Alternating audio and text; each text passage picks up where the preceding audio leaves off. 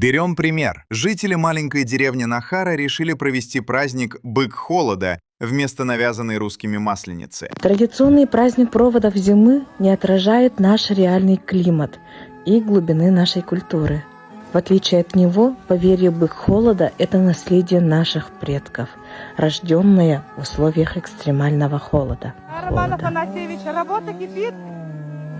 Зима издревле у Саха олицетворяется с образом быка холода, который выходит в октябре из Ледовитого океана на Срединный мир, и с его приходом начинается зима. В проект праздника «Бык холода» мы включили 3 мероприятия. Первое и второе состоится 12 и 24 февраля, в дни, когда отпадают рога. И третье, когда отпадает голова. Завершающее мероприятие мы планируем провести масштабно, пригласив 3 соседние деревни, чтобы подчеркнуть ценность родового праздника.